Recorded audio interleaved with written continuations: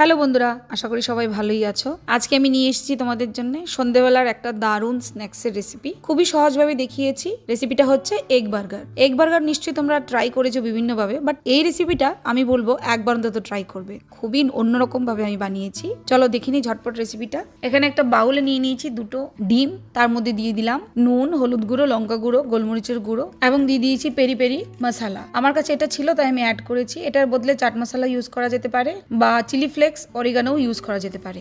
এবার এর মধ্যে দিয়ে দেব অল্প পরিমাণ পেঁয়াজ কুচি, টমেটো কুচি, ক্যাপসিকাম কুচি, মিশিয়ে নেব। এবার একটা ছড়ানো ছোট্ট বাটিতে আমি একটু পরিমাণ বাটার লাগিয়ে নিচ্ছি।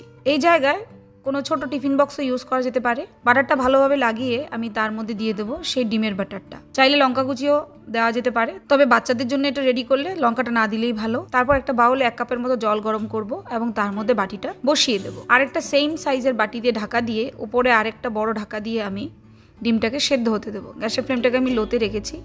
একবার চেক করব, মোটামুটি ডিমটা বয়েল হয়ে গেছে, মাঝখানে একটু রয়েছে কাঁচা, তাই আমি আবার ঢেকে দিচ্ছি। খুব সাবধানে কাজটা করতে হবে।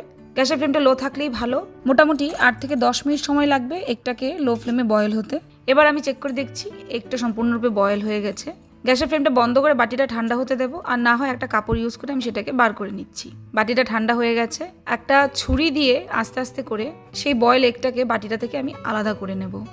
ব্যাপারটাকে খুব জেন্টলি করতে হবে। আমি এখানে একটু ফাস্ট ফরওয়ার্ড করেছি প্রসেসটা দেখানোর জন্য। আস্তে আস্তে করে খুলে তারপর স্প্যাচুলা দিয়ে আমি পুরো এগের যে বাটি টাইপ শেপটা হয়েছে সেটাকে বার করে নিয়েছি। দেখতেই পাচ্ছ কতটা সুন্দর সলিড হয়েছে। তাওয়াতে দিয়ে দিলাম একটু পরিমাণ বাটার, তার মধ্যে দিয়ে দেব সেই বয়েল করে রাখা এগটাকে বাটার দিয়ে আমি একটু হালকা ফ্রাই করে নেব, বেশি ভাজবো না। বোথ সাইড উল্টে পাল্টে দেবো। সঙ্গে নিয়ে নিয়েছি দুটো বার্গারের বান। এটা রেডিমেডই আমি নিয়েছি।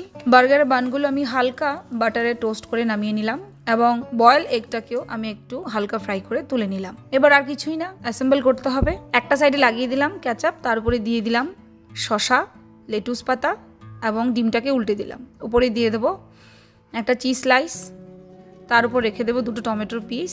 এখানে চাট মশলা বা গোলমরিচ ইউজ করা যেতে পারে, আমি আর কিছু ইউজ করিনি। তারপর আরেকটা লেটুস পাতা ওপরে রেখে ব্রেডের আরেকটা দিকে আমি লাগিয়ে দিলাম মেয়োনিজ। বাস ফ্লিপ করে দেবো এবং স্টেপ বাই স্টেপ সবকটা উপকরণকে সাজিয়ে গরম গরম সার্ভ করব। একটা যেহেতু হালকা গরম রয়ে গেছে তাই চিজটাও হালকা মেল্ট হয়ে যাবে। এবার খেয়ে নেওয়ার পালা। দেরি না করে ঝটপট এনজয় করো এবং রিভিউসটা আমাকে নিশ্চয়ই জানাবে। শীতের দিনের এই বিভিন্ন ধরনের স্ন্যাক্স রেসিপিগুলো অসাধারণ লাগে তৈরি করতে এবং হজম করতে, কোনোটাতেই ঝামেলা নেই। আশা করি বন্ধুরা এই রেসিপিটা তোমাদের নিশ্চয়ই ভালো লেগেছে। নিশ্চয়ই ট্রাই করবে এবং আমাকে জানাবে। ধন্যবাদ।